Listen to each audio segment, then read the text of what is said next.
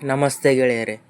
ಈಗಾಗಲೇ ಅತ್ಯಾಚಾರ ಪ್ರಕರಣ ಸಂಬಂಧ ಪ್ರಜ್ವಲ್ ರೇವಣ್ಣ ಈಗ ಬೆಂಗಳೂರಿನ ಪರಪ್ಪನ ಅಗ್ರಹಾರ ಜೈಲಿನಲ್ಲಿ ಶಿಕ್ಷೆ ಅನುಭವಿಸುತ್ತಿದ್ದಾರೆ.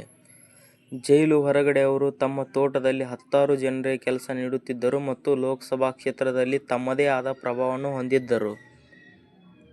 ಆದರೆ ಈಗ ಪರಪ್ಪನ ಅಗ್ರಹಾರ ಜೈಲಿನಲ್ಲಿ ನೇರವಾಗಿ ಕೂಲಿ ಕೆಲಸ ಮಾಡುವ ಸ್ಥಿತಿಗೆ ಬಂದು ತಲುಪಿದ್ದಾರೆ.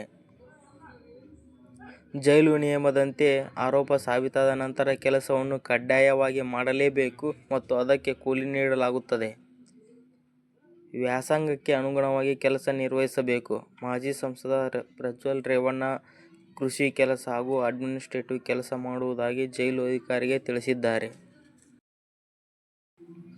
ಪ್ರಜ್ವಲ್ ರೇವಣ್ಣಗೆ ಜೈಲಿನಲ್ಲಿ ಮಾಡಿದ ಕೆಲಸಕ್ಕೆ ಪ್ರತಿದಿನ 540 ರೂಪಾಯಿ ಕೂಲಿ ನೀಡಲಾಗುತ್ತದೆ. ಇದು 1 ವರ್ಷದ ನಂತರ ದಿನಕೂಲಿ 615 ರೂಪಾಯಿ ಆಗಿ ನಿಗದಿಯಾಗಲಿದೆ.